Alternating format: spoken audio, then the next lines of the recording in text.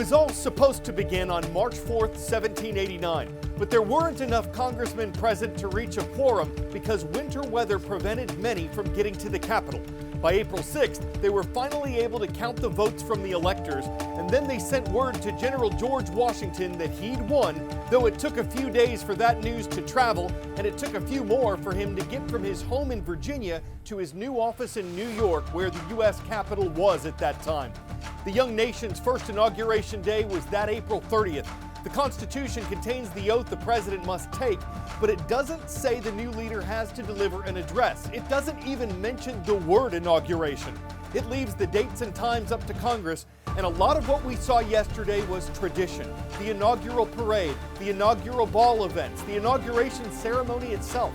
Some of the practices date back to President Washington. All of them represent the beginning of new leadership or a new term of leadership for the United States.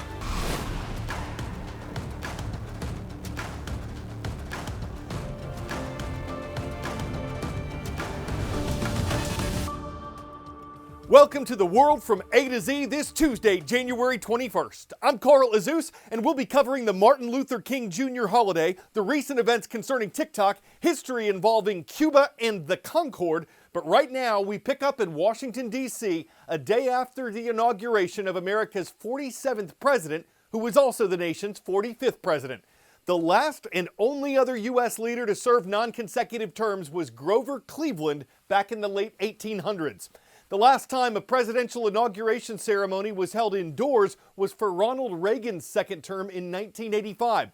But sub-freezing temperatures led to the decision to do that again this year, and at the beginning of his new term, President Donald Trump signed a slew of executive actions concerning illegal immigration, energy, a Department of Government efficiency, and dozens of other priorities he has.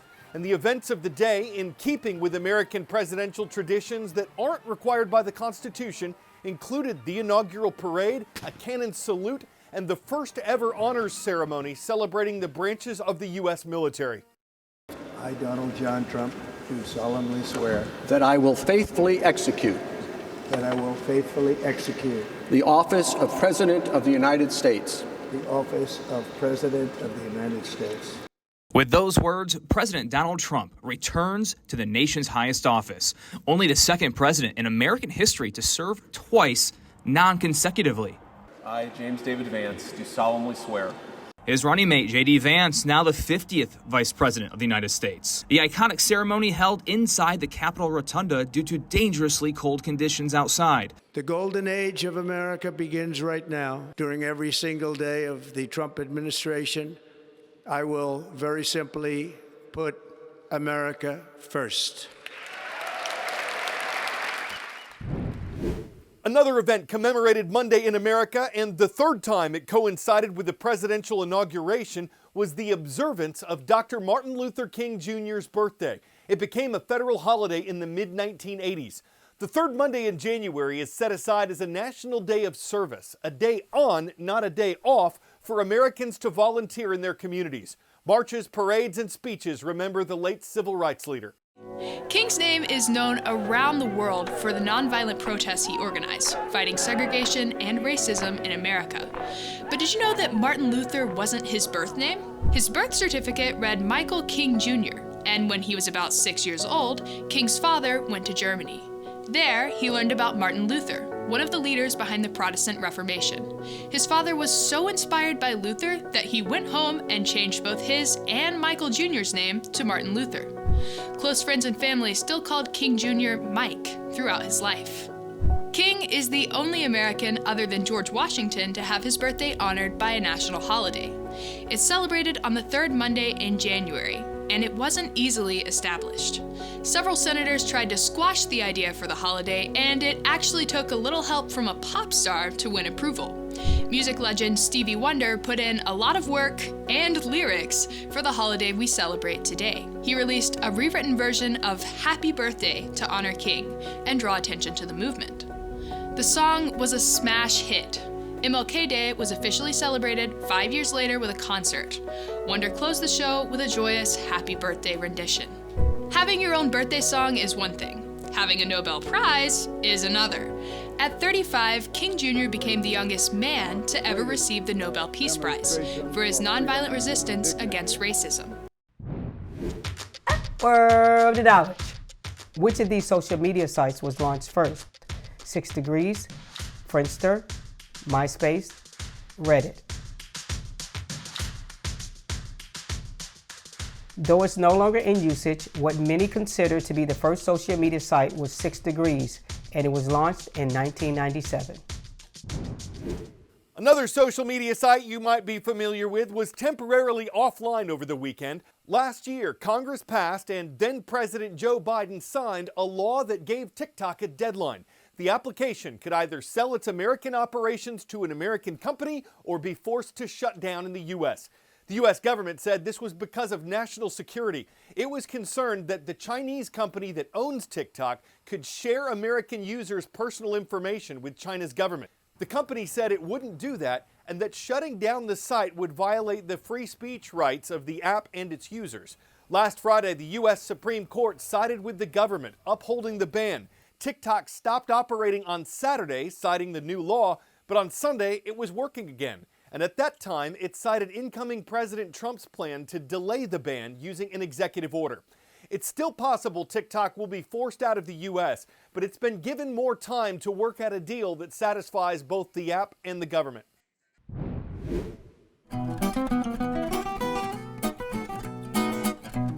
On this date in world history, 2 planes took off on January 21st back in 1976. One was headed from the United Kingdom to Bahrain. The other was going from France to Brazil. Both would travel faster than the speed of sound. The Concorde had officially taken off. At speeds reaching 1,350 miles per hour and altitudes reaching 60,000 feet, the jets could cut travel times in half. But the costs of flying, fueling, and maintaining the aircraft, the noise it produced, the sky-high ticket prices, and safety concerns after one crashed in the year 2000 eventually led to the plane's retirement. The leader of the Roman Catholic Church made history on this date in 1998. John Paul II became the first pope to visit the communist island nation of Cuba. The event did not result in the changes the pontiff wanted in Cuba's government or in the relationship between Cuba and the United States, but his visit brought hope to many Cubans.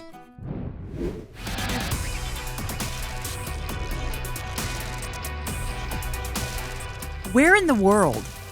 This is one of the nations where both the Tigris and Euphrates rivers flow. But unlike Iraq, you'll find this country on the east coast of the Mediterranean Sea. The capital of this Middle Eastern nation is Damascus. This is Syria, and it's home to several ancient cities. Always love hearing from our international viewers at worldatozorg. In the Middle Eastern nation of Syria, we're excited to see our friends in Mrs. Fatima's class. The International School of Shuaifat is in the city of Homs. From Granville in the Great Lakes state of Michigan, big hello to Mr. O'Brien's class. Great to have y'all watching from Granville Middle School, the home of the Bulldogs. And they ain't the only Bulldogs. We're looking at the students and teachers of the entire Colfax School District in Colfax, part of the Evergreen state of Washington.